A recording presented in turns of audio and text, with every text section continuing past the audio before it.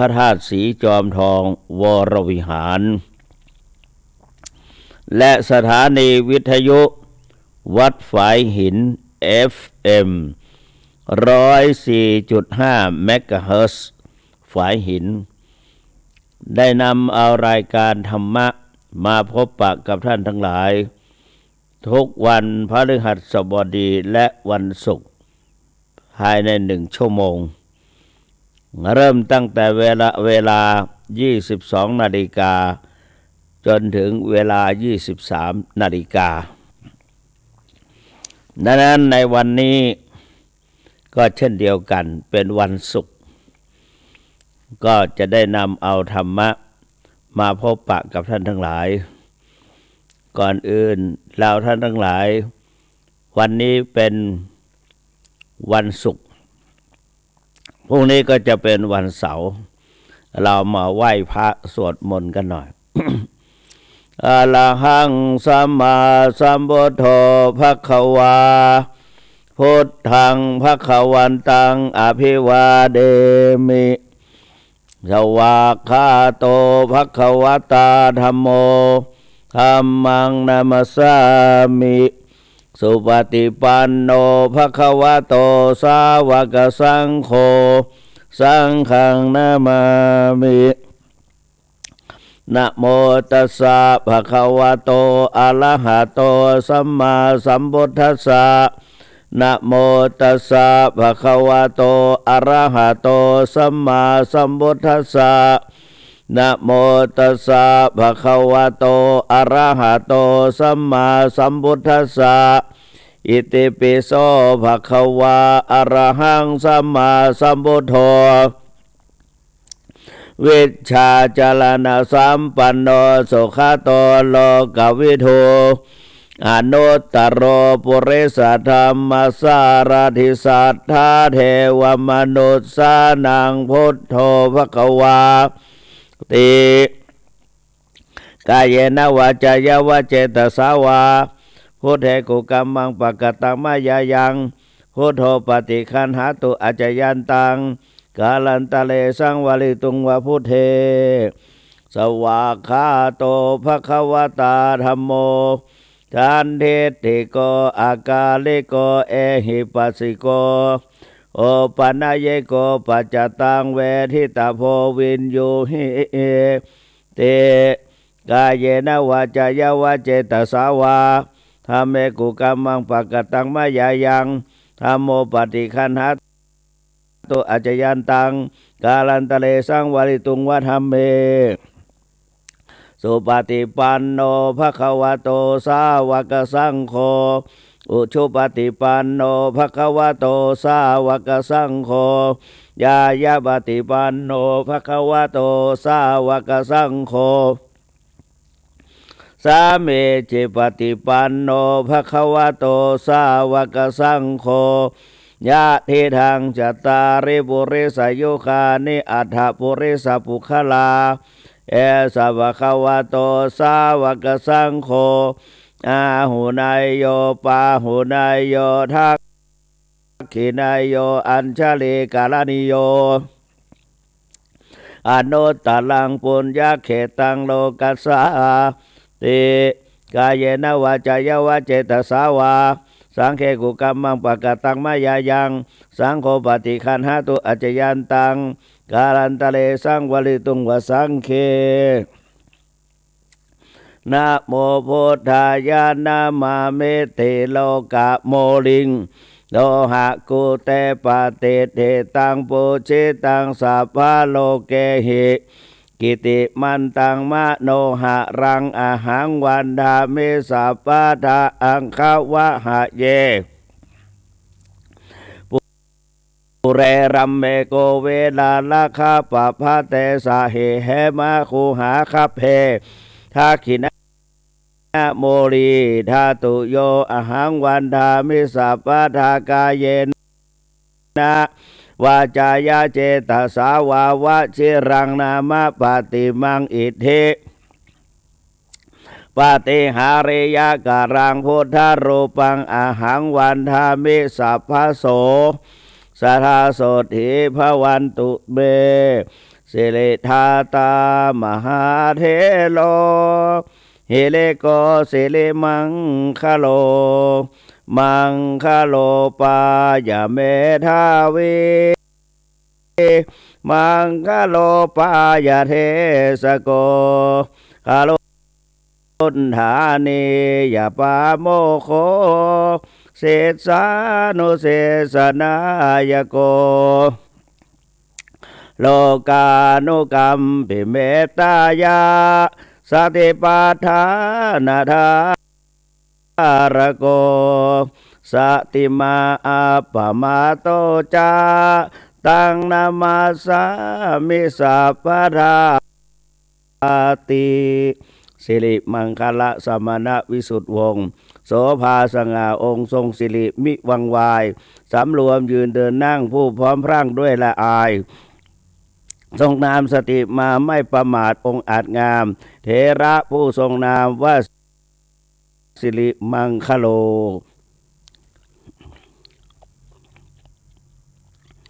ท่านสาธุชนทั้งหลาย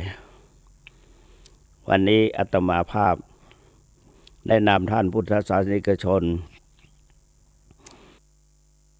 ได้น้อมรำลึกนึกถึงพระคุณของพระสัมมาสัมพุทธเจ้าโดยได้สวดบทนอบน้อมว่านะโมตัสสะภะคะวะโตอะระหะโตสัมมาสัมพุทธัสสะ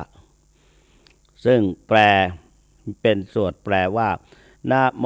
ตัสสะภะคะวะโตขอนอบน้อมแด่พระผู้มีพระภาคเจ้าพระองค์นั้นอะระหะโตซึ่งเป็นผู้ไกลจากกิเลสสัมมาสัมพุทธัสสะตรัสรู้ชอบได้โดยพระองค์เองนะโมตัสสะภะคะวะโตขอนอบน้อมแด่พระผู้มีพระภาคเจ้าพระองค์นั้นอะระหะโตซึ่งเป็นผู้ไกลจากกิเลสสัมมาสัมพุทธัสสะตรัสรู้ชอบได้โดยพระองค์เองนะโมตัสสะภะคะวะโตขอนอบน้อมแด่พระผู้มีพระภาคเจ้าพระองค์นั้นอะระหะโตซึ่งเป็นผู้ไกลจากกิเลสสัมมาสัมพุทธัสสะตรัสรู้ชอบได้โดยพระองค์เองนะโมแปลว่าความนอบน้อมด้วยกายก็เช่นการกราบการไหว้การนำสิ่งสักการะบูชาทั้งหลายมาบูชาจัดโต๊ะหมู่บูชาจัดหิ้งหิ้งพระทำความสะอาด หาดอกไม้ธูปเทียนมาบูชาสักการะบูชาและก็มีการกราบกรานไหว้โดยทิศทางนั้นก็ให้อยู่เหนือหัวเหนือศีรษะเราเหนือที่นอนเราแล้วก็อันนี้เคารพทางกายเคารพทางวาจาเราก็กล่าวคำสรรเสริญสดุดีพระผู้มีพระภาคเช่นกล่าวคำนะโมตัสสะเป็นต้นเคารพด้วยจิตด้วยใจแล้วก็น้อมนำเอาพระพุทธเจ้ามาไว้ในจิตในใจตื่นแต่เช้าก็ไหว้พระซะหน่อยก่อนจะนอนก็อย่างนั้นก็กราบพระไหว้พระก่อนนอนก็เราก็ไหว้พระก่อนนอนแล้วนอนก็สบายไม่ฝันร้ายนอนดีไม่มีอะไรมารบกวนนั่นถ้าจะถามว่าใครเป็นผู้กล่าวคำไหว้ก่อนมีท้าวเทพ5 พระองค์5 องค์5 ตนนะโมเฉพาะนะโมนี่มีท้าวสาตาคิริยักษ์โขท้าวสาตาคิริยักษ์เป็นผู้กล่าวคำว่านะโมนะโมนะโมแปลว่าความนอบน้อมตัสสะนะโมตัสสะ นะโมนะโมสาตาคิริยะโขตัสสะอสุรินทโกเท้าอสุรินทราหูกล่าวคำว่าตัสสะตัสสะภควโตสักโกภควโตสักโกเท้าสกะมหาราชเป็นผู้กล่าวคำว่าภควโตนะเท้าจตุมหาราชกล่าวคำว่าภควโตจตุมหาราชกล่าวคำว่าอะระหะโตสักโกเท้าสกะเทวราชกล่าวคำว่าอะระหะโตสัมมาสัมพุทธัสสะมหาพรหมา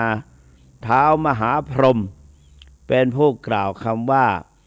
สัมมาสัมพุทธัสสะอันนั้น5 ตนนะนะโมสาตาคิริยโขเท้าสาตาคิริยักษ์เป็นผู้กล่าวคำว่านะโมตัสสะอสุรินทโกเท้าอสุรินทราหูเป็นผู้กล่าวคำว่าตัสสะภควโตจตุมหาราชาเท้าจตุมหาราชเป็นผู้กล่าวคำว่าภควโตอะระหะโตสักโกเท้าสกะเทวราชกล่าวคำว่าอะระหะโตสัมมาสัมพุทธัสสะมหาพรหมาเท้ามหาพรหมเป็นผู้กล่าวคำว่าสัมมาสัมพุทธัสสะนี่ก็เป็นแล้วก็นำมากล่าวทำมาต่อกันก็นะโมตัสสะภะคะวะโตอะระหะโตสัมมาสัมพุทธัสสะเวลาเราจะทำอะไรแล้วก็กล่าวคำนะโมจะรับศีล 5ก็กล่าวคำว่านะโมก่อนจะถวายทานทำบุญอะไรทุกสิ่งทุกอย่างก็กล่าวคำว่านะโมก่อนเพราะฉะนั้นยกย่องเอาพระผู้มีพระภาคเจ้าพระพุทธเจ้ามาไว้ในจิตในใจของเราแม้แต่คนใกล้จะตายคนใกล้จะตายเราไปบอกทางแล้วก็บอกว่าอะระหังนะอะระหังนะอะระหังนะนะโมตัสสะนะโมตัสสะหรืออะระหังอะระหังนะโมตัสสะก็ได้ นั่นแล้วก็กล่าวคำอย่างนี้กล่าวสรรเสริญพระสัมมาสัมพุทธเจ้าเพราะนั้นเราก็ไหว้พระทุกวันก็กล่าวคำนะโมตัสสะภะคะวะโตอะระหะโตสัมมาสัมพุทธัสสะส่วนบทพุทธคุณอิติปิโสภควาเมื่อวานนี้ว่าให้ฟังแล้วนะพระธรรมคำสั่งสอนของพระพุทธเจ้ามี 84,000 พระธรรมขันธ์แบ่งเป็นปิฎกได้3 ปิฎกพระวินัยปิฎกมี 21,000 พระธรรมขันธ์ 21,000 พระธรรมขันธ์พระสูตร 21,000 พระธรรมขันธ์ส่วนพระอภิธรรม 42,000 พระธรรมขันธ์รวมแล้วก็เป็น 84,000 พระธรรมขันธ์เป็นหนังสือตำรับตำรามีอยู่45 เล่ม พระวินัยนี่มีอยู่8 เล่มตั้งแต่เล่มที่1ถึงเล่มที่8พระสูตรมี25 เล่มตั้งแต่เล่มที่9ถึงเล่ม33ส่วนพระอภิธรรมปิฎกมี12 เล่มตั้งแต่เล่มที่34ถึง45รวมแล้วก็45 เล่มเท่ากับพรรษาพระพุทธเจ้าตรัสรู้แล้วจนถึงนิพพานนึกบ่ได้ว่าอยู่ได้45 ปีพระไตรปิฎกก็มี45 เล่ม45 เล่ม นี่ก็พระธรรมและย่อที่สุดแล้วก็คือเหลือ2ได้แก่พระธรรมกับพระวินัยพระวินัยได้แก่ตัวศีลหรือตัววินัยแต่ส่วนพระธรรมนั้นตัวพระธรรมโดยแบ่งออกไปว่าเป็นพระธรรมนะแบ่งออกไป2คือเป็นพระธรรมด้วย และก็เป็นกฎหมายด้วยเป็นพระวินัยด้วยพระธรรมก็หมายเอาพระสูตรกับพระอภิธรรมพระสูตรกับพระอภิธรรม เป็นทั้งที่สอนในเรื่องเกี่ยวกับธรรมะการใช้มาดำเป็นหลักการดำเนินชีวิตประจำวันเช่นเราอยู่ในสังคมนี้ถ้าจะให้เป็นที่ดีที่งามก็มีหิริและโอตตัปปะหิริคือความละอายจากการที่จะทำบาปชั่วช้าอะไรต่างๆสัมปชัญญะหิริคือความละอายแก่ใจสองโอตตัปปะความเกรงกลัวต่อผลของบาปเพราะว่าการทำความไม่ดีนั้นย่อมหนึ่งจะเป็นเดือดร้อนแก่ตนเองและคนอื่นตลอดถึงคติภพที่จะไปบังเกิดนั้นก็เป็นอบายภูมิไม่เป็นที่ทางเจริญเพราะนั้นเราจึงละอายแก่ใจสองโอตตัปปะความเกรงกลัวต่อผลของบาปเนี่ยและส่วนพระวินัยนั่นก็เป็นการที่เราท่านทั้งหลายได้เป็นเครื่องป้องกันกระทำความเสียหายหรือความชั่วทางกายทางวาจาส่วนพระอภิธรรมเป็นปรมัตถธรรมเกี่ยวกับว่าด้วยกับเรื่องกับจิตเรานั้นจิตที่ดีอย่างท่านสาธุชนกำลังนั่งฟังเทศน์นี่เป็นจิตเป็นกุศลจิตเป็นบุญแต่ถ้าจิตคิดไม่ดีมีความโลภความโกรธความหลงหรือมีราคะโทสะโมหะก็เป็นอกุศลจิตอกุศลจิตก็ทำให้เป็นเครื่องเหนี่ยวนำจิตใจให้ไปสู่อบายภูมิไปสู่ที่ทางไม่เจริญอันนี้ได้แก่พระธรรม คำสั่งสอนของพระพุทธเจ้าเป็นคำสั่งก็ได้แก่วินัยเป็นคำสอนก็ได้แก่พระสูตรกับพระอภิธรรมพระอภิธรรมก็เป็นการอบรมจิตใจเพื่อยกระดับจิตใจให้สูงขึ้นอันได้แก่สมถภาวนาวิปัสสนาภาวนาเพราะนั้นเราท่านทั้งหลายก็จึงต้องธรรมะคำสั่งสอนของพระพุทธเจ้าเนี่ยมันมีอยู่แล้วแต่พระพุทธเจ้าทรงไปค้นพบจึงเป็นที่ว่าสัมมาสัมพุทธัสสะตรัสรู้ชอบได้โดยพระองค์เองไม่มีใครเป็นครูเป็นศาสดามาสอนเพราะค้นพบโดยพระองค์เอง พระธรรมเพราะนั้นเราท่านทั้งหลายก็อันนี้เป็นพระธรรม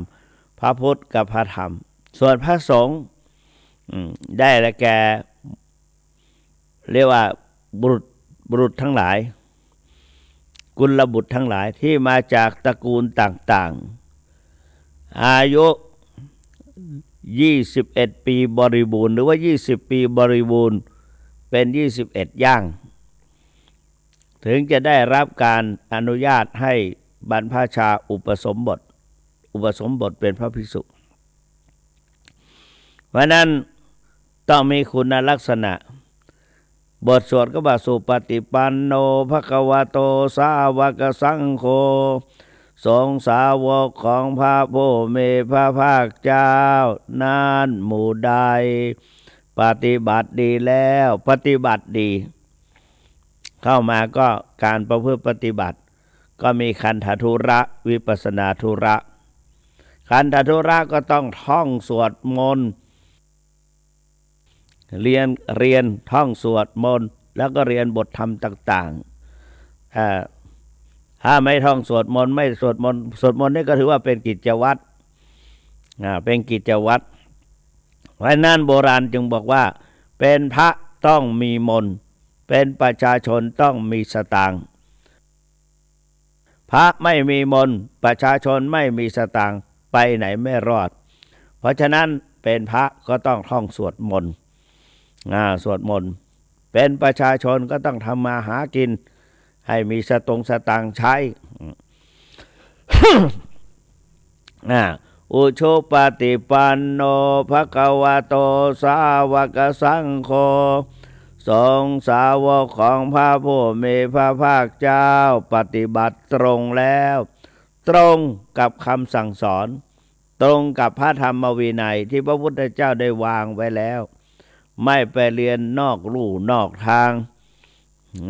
เช่นทำเสน่ห์ทำคุณไสยอะไรต่างๆฝึกวิทยาวดฟันดาบฟันอะไรต่างๆไม่ให้ไปเรียนอย่างนั้น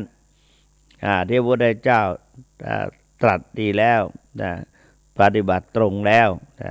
ได้แก่ทำตรงต่อคำสั่งสอนของพระองค์ยาปฏิปันโนภควโตสาวกสังโฆสงฆ์สาวกของพระผู้มีพระภาคเจ้าปฏิบัติเพื่อรู้ธรรมเป็นเครื่องออกจากทุกข์แล้วได้แก่สมถะภาวนาและวิปัสสนาภาวนาเพื่อที่จะนำจิตใจให้หลุดพ้นจากการเวียนว่ายตายเกิดจากภพสามภพกามภพรูปภพอรูปภพ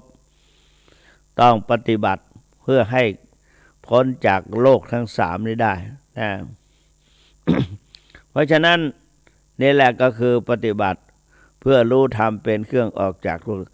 สาเมเจปฏิปันโนภควโตสาวกสังโฆ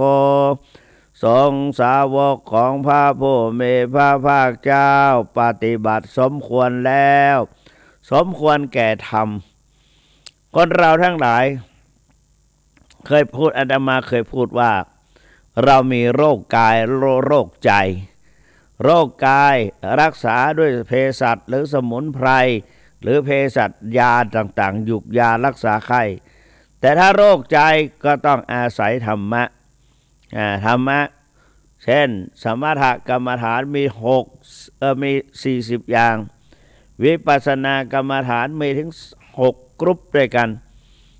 ได้แก่ขันธ์5อายตนะ12ธาตุ18อินทรีย์22อริยสัจ4ปฏิจจสมุปบาท12ทางสมถะก็ได้แก่อะไรได้แก่อสุภะ10อสุภะ10กสิณ10อสุภะ10อนุสติ10แล้วก็อาหาเรปฏิกุลสัญญาแล้วก็จตุธาตุวัฏฐานแล้วก็อรูปกรรมฐาน4เนี่ยรวมก็เป็น40นั้นไม่ใช่ว่าจะนำมาปฏิบัติได้หมดเพราะว่าพระพุทธเจ้ายังเวลาจะเทศต้องตรวจดูสภาพจิตใจเหมือนหมอเนี่ยจะให้ยาแก่เราต้องนำตรวจตั้งหลายอย่างวัดความดันเสร็จเรียบร้อยก็เจาะเลือดไปตรวจแล้วก็ให้ขึ้นนอนบนเตียงถามถึงเหตุการณ์สาเหตุอาการต่างๆแล้วก็วินิจฉัยจากผลเลือดผลเอ็กซเรย์อัลตราซาวเนี่ยก็ดูแล้วก็มาวินิจฉัยว่าป่วยเป็นโรคนั้นโรคนี้แล้วก็เอายาให้ฉันหรือให้เจียดยาให้ไปรับประทานนอกจากนั้นก็ฉีดยาบ้างหรือบางทีก็ต้องถึงกับผ่าตัดนะหรือฉายแสง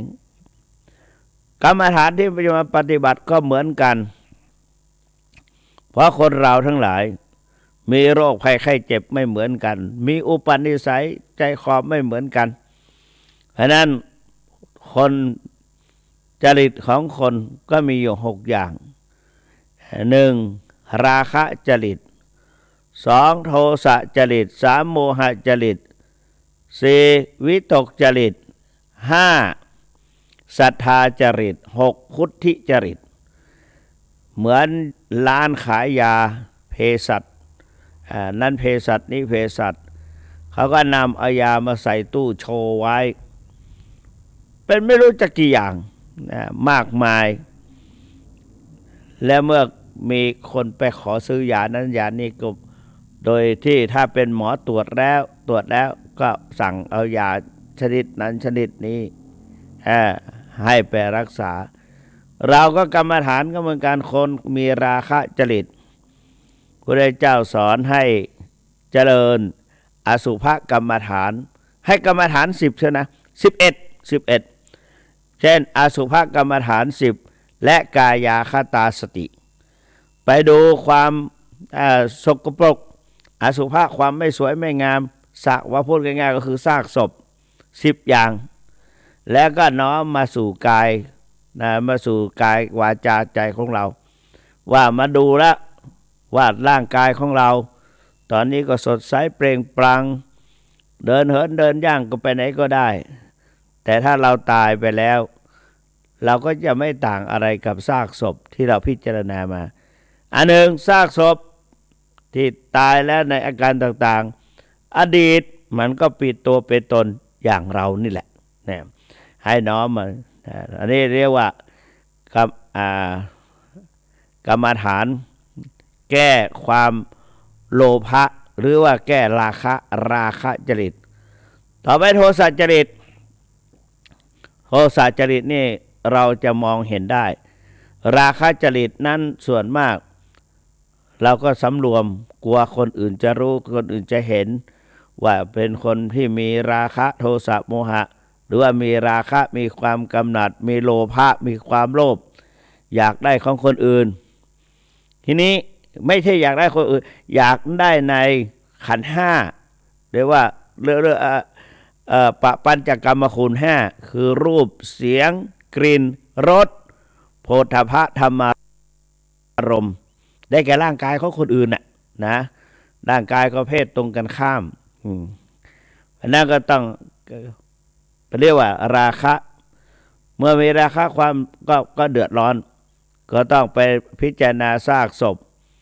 แล้วก็มาพิจารณาถึงตัวเองนะโทสะนี่ถ้าระงับความโกรธไม่ได้อาจจะทำอะไรรุนแรงอาจจะทำให้เกิดความเสียหายทรัพย์สินตลอดถึงชีวิต เพราะฉะนั้นโทษก็คือติดคุกติดตารางหรือบางทีก็ถึงประหารชีวิตเลยแต่ถ้าทางทำแล้วก็ไปตกนรกในนรกมันแรงเหมือนกันเพราะนั้นท่านก็ให้เจริญกรรมฐาน8อย่างกรรมฐาน8กรรมฐาน8คืออะไรก็คือพรหมวิหาร4พรหมวิหาร4ก็เมตตาความเมตตากรุณาเนี่ยเป็นแก้การเบียดเบียนอันนี้เมตตากรุณามุทิตาเห็นเขาได้ดีได้ดีแล้วก็ชื่นอกชื่นใจอุเบกขาไม่เหยียบย่ำซ้ำเติมถือว่าเป็นกรรมของเขาเนี่ยแล้วนอกจากนั้นก็พิจารณาวันณกสิน4พิจารณาใบไม้ใบหญ้าสีเขียวในสวนในแปลงผักต่างๆว่านีละกสินังนีละกสินังพิจารณาดอกไม้สีเหลืองแล้วก็ปีตะกสินังปีตะกสินังพิจารณาดอกไม้สีแดงหรือว่าผลไม้สีแดงอันได้แก่พริกสุกพริกสุกหรือแตงโมผ่าแตงโมแดงแป๊ดโลหิตะกสินังโลหิตะกสินังพิจารณาดอกไม้สีขาวเช่นดอกมะลิดอกพุธอะไรต่างๆนี่โอทาตะกสินังก็สามารถทำให้จิตใจแช่มชื่นไม่มีความแก้โรคหัวร้อนได้หัวไม่ร้อนไม่โกรธไม่อะไรละทีนี้คนมีสัตว์โมหะจริตกับวิตกจริตเพียงหายใจเข้าหายใจออกอัศสะปัสสะสะก็สามารถแก้ได้คนมีศรัทธาจริตเชื่อง่ายมักจะถูกต้มถูกอะไรต่างๆท่านก็ให้เจริญกรรมฐาน6อย่างคือพุทธานุสติธรรมานุสติสังฆานุสติ ศีลานุสติระลึกถึงศีลของตนจาคานุสติระลึกถึงทานที่ตนบริจาคแล้วเราทำบุญอะไรต่างๆให้นึกถึงก่อนจะหลับจะนอนว่าเราเคยทำบุญสุนทานตรงนั้นตรงนี้แล้วก็ทำให้เราอนุโมทนาบุญที่เราได้ทำไปก็เกิดเป็นพลังพลังเขาเรียกอะไรทำให้จิตใจผ่องใสหรือก็ความผ่องใสเกิดขึ้นบนใบหน้าของเราพูดก็พูดเถอะคุณโยมที่เป็นเจ้าภาพทอดกฐินพระราชทานปีนี้ที่วัดพระธาตุศรีจอมทองท่านก็มีอายุแล้วนะไม่ใช่ว่าไม่มีอายุสงสัยจะแก่กว่าท่านเจ้าคุณด้วยซ้ำไปเสื้อของแกกับผิวพรรณของแกเนี่ยก็จะกลมกลืนกันเรามองดูว่าผิวพรรณของแกกับเหมือนกับไข่ปอก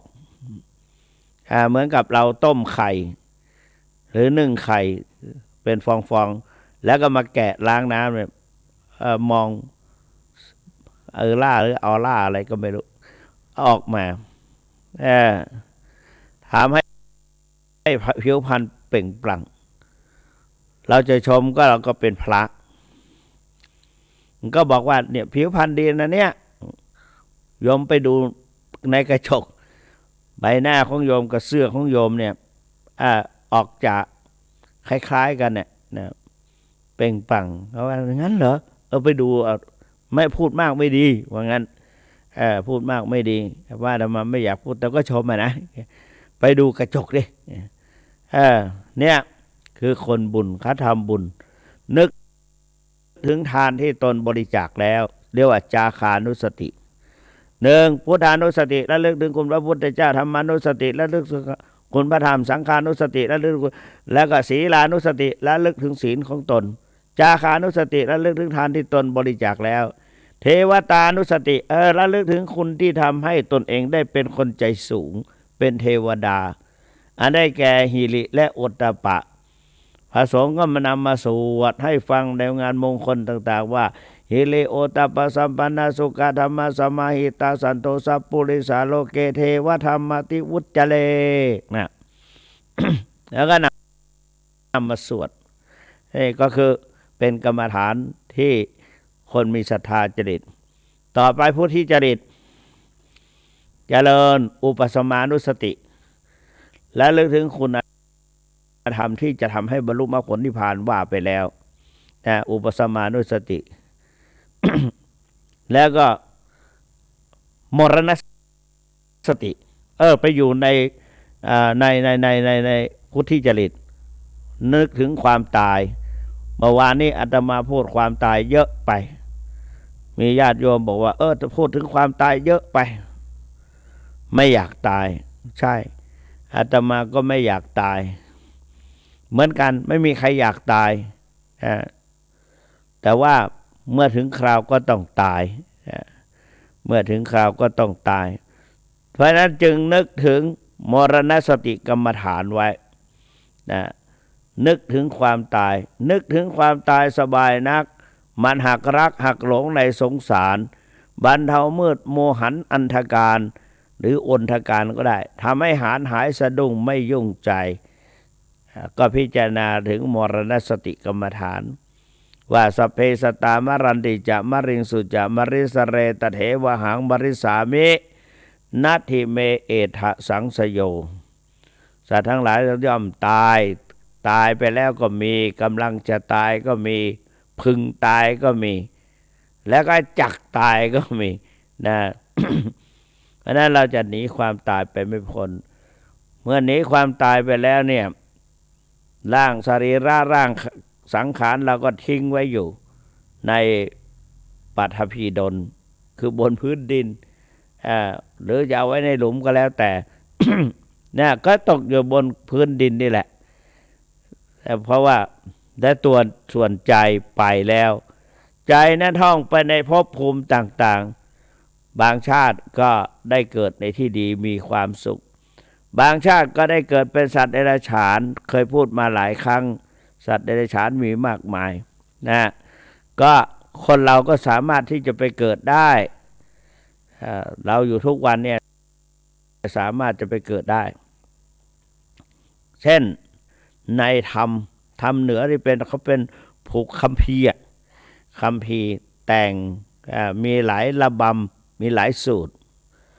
ก็พูดไปก็เน้นในเรื่องชีวิตจิตใจหรือว่าจิตใจนะไปสู่ภพภูมิไหนบ้างเป็นยังไงบ้างแล้วว่าท่องแดน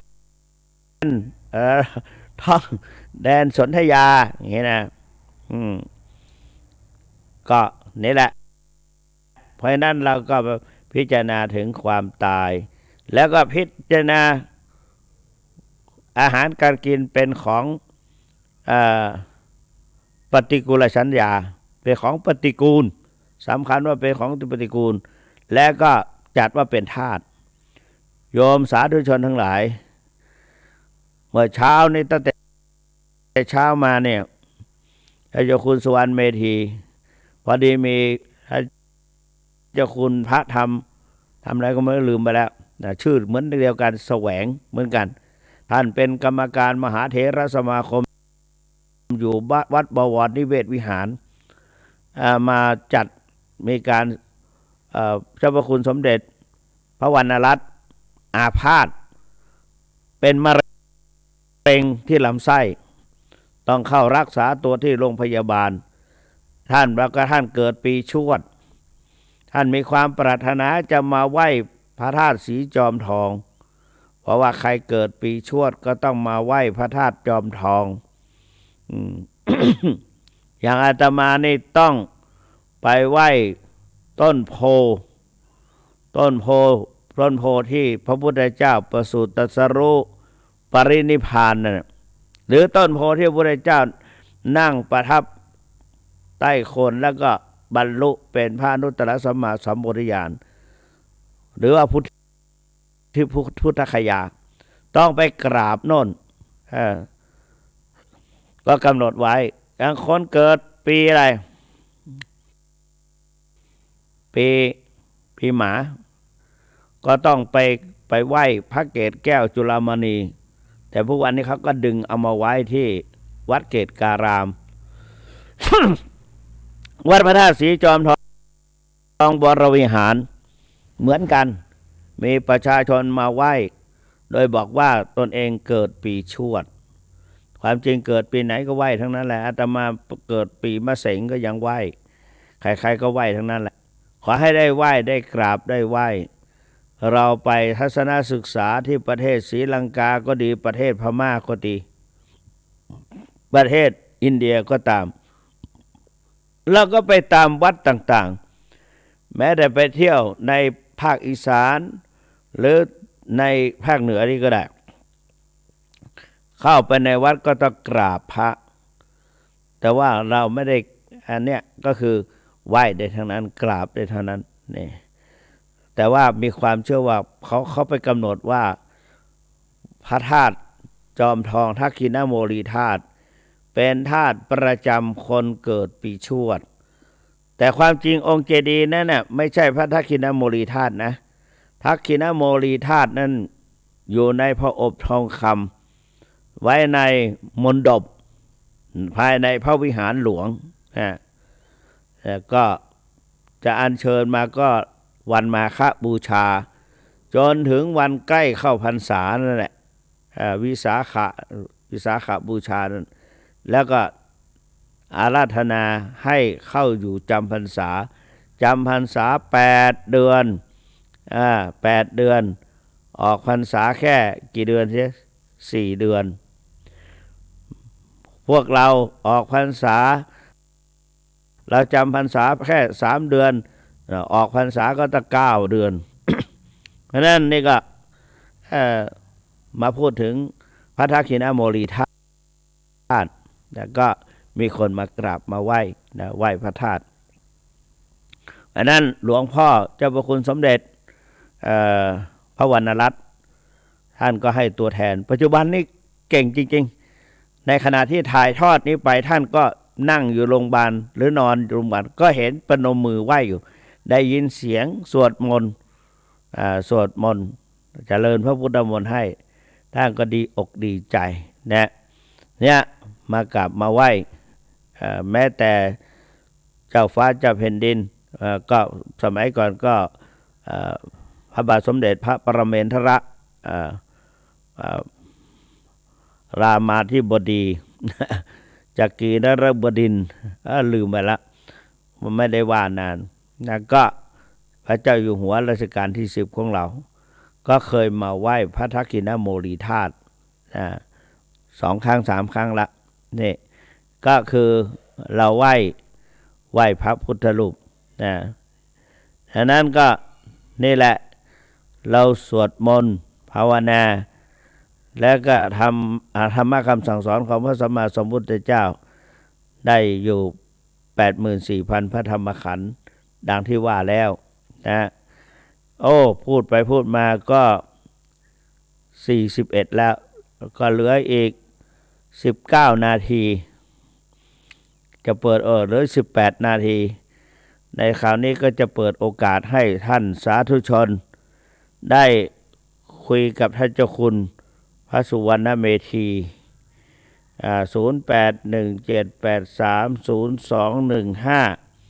0817830215ใครจะโทรเข้าไปคุยกับท่านเจ้าคุณก็ไปได้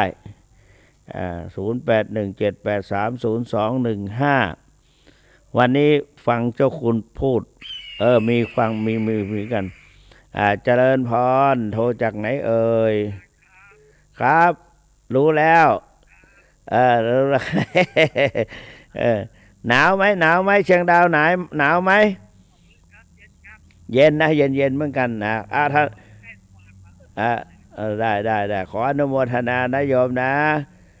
อายุวันโนสุขังพลังโยมฟัง0817830215โยมที่กดเมื่อกี้มันหลุดไปจะกดเข้ามาใหม่0817830215เข้ามาแล้ว560เจริญพรอันนี้จากไหนแม่ริมเนาะบักเคยโทรมาสักเดือนเนาะ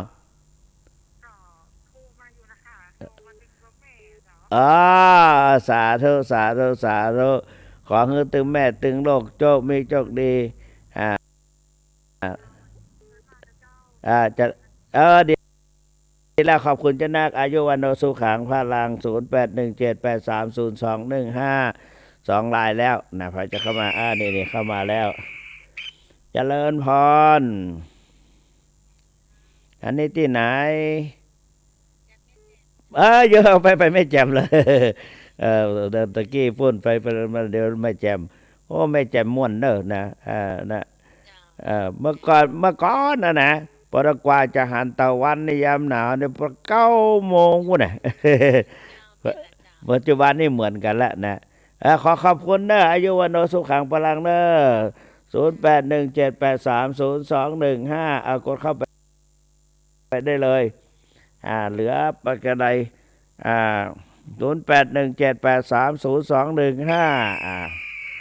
เจริญพรเป็นได้พ้องที่โทรจากไหนแจ้ซ้อนลำปางดีอกดีใจไปออกนั่นแหละก็ได้มีโอกาสมาทางลำปางจะต้องมาเอาบาทมาแหกกันมาซ้อบิณฑบาตต้องแม่ซ้อนไหมเนาะแจ้ซ้อนจะแม่ซ้อนนะเจริญพรขอบคุณจะหลายเนอะอายุวันโนสุขังพลัง0817830215เจริญกดเข้ามาใหม่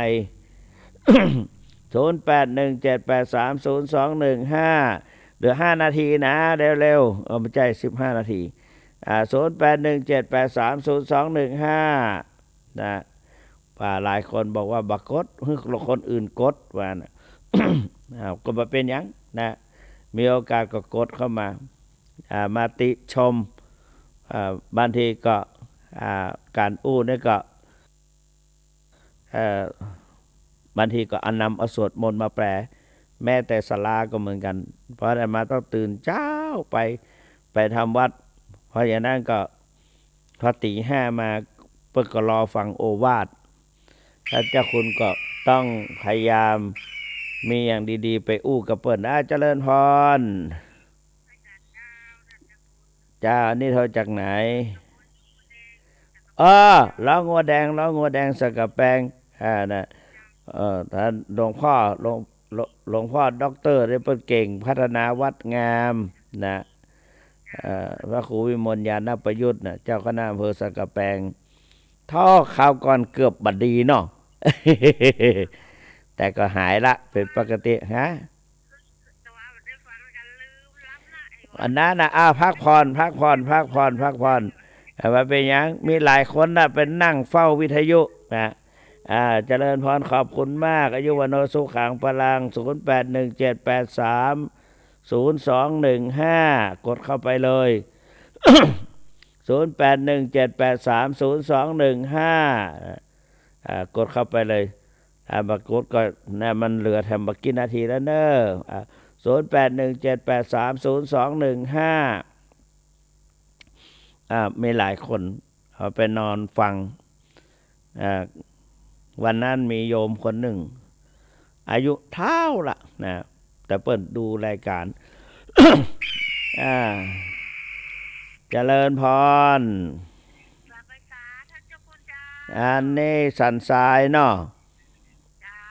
สันทรายบันที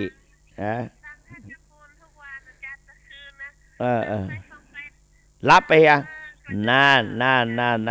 ก็แล้วก็มาอาหารโทรมาจะแสดงบัตรรับนี่เนาะเป็นยังการพักผ่อนเป็นการนอนรับเป็นการพักผ่อนที่ดีที่สุดนะสาธุโมทนาเนอ0817830215โอ้0817830215เหลือแถม13นาทีเหลืออีก13นาทีไม่รู้12นาทีนะมันเวลามันล่วงไปไอ้จะโทรเข้ามาสนทนากับท่านสกุลมาตักบ่ได้หรอกทักถามไทยว่าเป็นกำลังใจว่ายังฟังอยู่ไม่ใช่เจ้าคุณพูดเองเดียวนะ0817830215วันนี้บ่ได้เน้นหนักไปในเรื่องปฏิบัติต่อใดนะก็เน้นไปตามอย่างเป็นมุ่งไปตั้งเป็นคล้ายๆสมถะภาวนา สมถะภาวนาก็ได้แก่กรรมฐาน40นะก็เราต้องรู้ต้องเข้าใจทั้งกรรมฐานทั้ง40แล้วก็วิปัสสนากรรมฐานก็อีก6 กลุ่มด้วยกันอันได้แก่ขันธ์5อายตนะ12นะอายตนะคือบ่อเกิดนะนะ12อินทรีย์22นะเพราะนั้นสาธุชนหลายอันได้แก่ขันธ์5อายตนะ12ธาตุ18อินทรีย์22อริยสัจ4และปฏิจจสมุปบาท12นะ0817830215โทรเข้าไปเลยเหลือเวลาแถม11นาทีเหลือเวลาอีก11นาทีโทรเข้าไปเลยเนอะแต่ว่ารับหมดแล้วงานมาแล้วเจริญพรเจ้านี่ที่ไหนดอยสะเก็ดเนาะได้ดอยสะเก็ดก็ปวดท้องหมอกลงแล้วกันเดี๋ยวเนี่ยนั่นแหละทุกคนศรัทธาสาธุชนทั่วไปที่ได้ยินกระแสเสียงนี้พยายามห่มผ้าเด้อหมู่เฮาตั้งหลายอายุนักแล้วต้องห่มผ้าจะไปคือเสนาเอาผ้าไปได้ห่มแล้วเสหนาวเกิดพอท้อกว่าจะอุ่นได้ดิจัดมันน่ะนะอายุวันโนสุขังพลังเด้อ0817830215เรือแถม10นาทีตรงพอดี10นาทีว่าเวลาเนี่ยมันเวยนะเรียกว่าอันเวลาและวาลีมิได้มีจะคอยใครมันล่วงไป ก็สามารถที่จะเรียกเงินคืนมาได้0817830215นั้นพวกนี้จะได้ไปเป๊กตุเจ้าสันกำแพงเปิ้นบวชแก้บน5 วัน10 วัน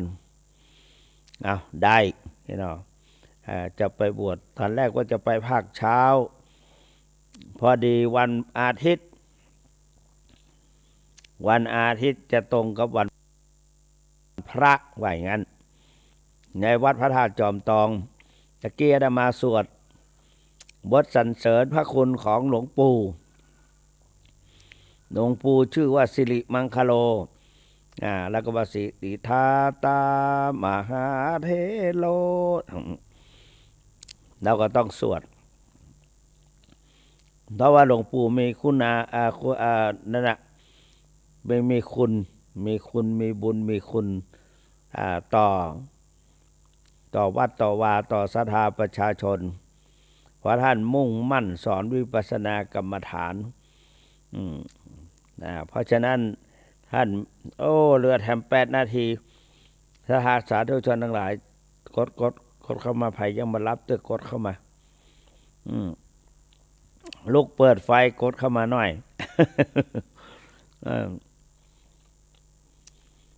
แล้วก็พักผ่อนนี่เป็นสิ่งสำคัญนะ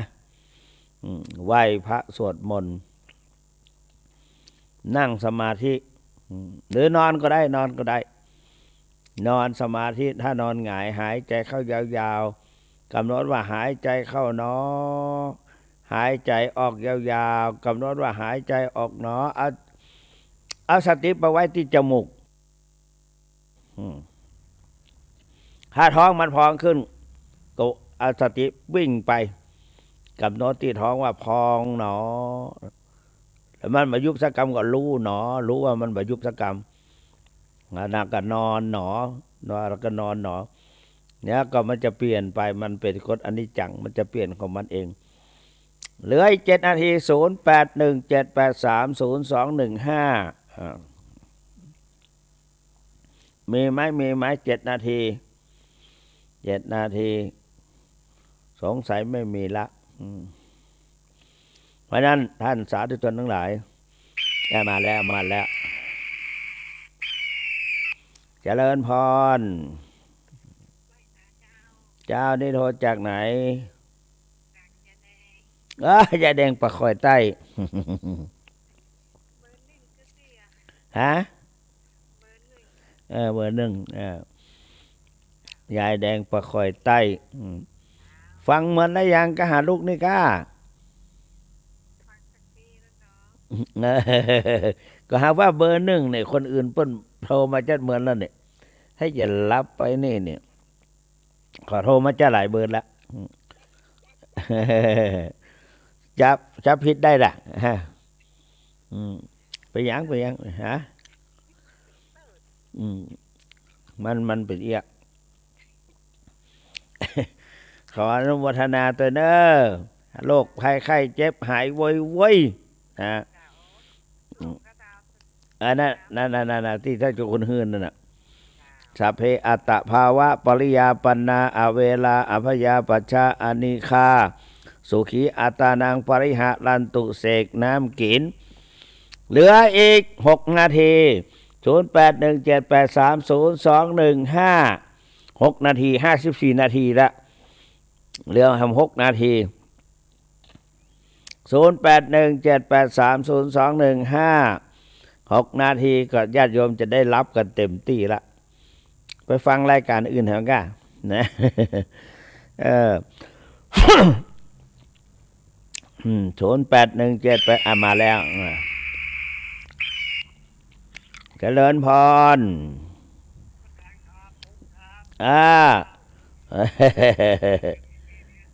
เป็นไงฟังชัดดีไหมอยู่เชียงดาวใช่ไหมเชียงดาวเหรอสมุทรสงครามมาอยู่เชียงดาวอยากกลับสมุทรสงครามแล้วยังกลับไปบ้างเปล่า อ่านั่นแหละโควิดนะฉีดยาใช่ไหมฉีดใช่ใช่ใช่ใช่เจริญพร081เหลือ5 นาที0817830215เหลืออีก5 นาที081783จะร้องพอแล้วว่าไผ่จบปิดให้อาตมาวันนี้พะเยามีเนาะน้ำปางมีแล้วนะมาแล้วสันกำแพงร้องงดแดงมาแล้วบวกค้างเรามีกับบวกค้างบวกค้างบวกค้างบวกค้างก็บวกค้างเพื่อจะสร้างศาลาภายในวัดพอประกาศแล้วเสามี21 ต้นละหมื่นมีคนแย่งเอากันหมดไม่เหลือหรอ มีศรัทธาแหงบวกกลางในศรัทธาแหงเพราะนั้นท่านสาธุชนพุทธบริษัททั้งหลายใครอยู่ที่ไหนก็จะไปละเนื้อกรรมฐานภาวนาหลวงพ่อทองว่าจะไปละแต่นะอย่างน้อยก็ไหว้พระสวดมนต์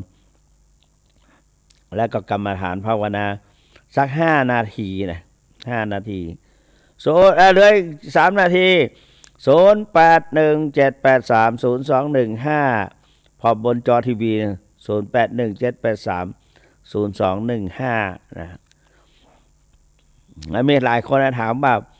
อันตู้เจ้าเนี่ยมานั่งตั้งหลังท่านเจ้าคุณอันนั้นหุ่นอย่าหุ่นเปิดไปหล่อมาหุ่นหลวงปู่ท่านเจ้าคุณศรีศิลปาจารย์หล่อหุ่นหลวงปู่ไปไว้กุฏิที่จงปู่จะไปนั่งทุกคนก็ไปกราบไปไหว้ในวิหารก็มีในโบสถ์แต้มหมีและนอกจากนั้นศาลามหาศาลาหาดนเรศอาคารพระสัทธรรมแล้วก็ศาลาไม่ซักเนี่ยศาลาสามัคคีธรรมเหลือ2 นาที0817830215มีอีกไหมมีอีกไหมไม่มีแล้วจะอวยพรแล้วนะ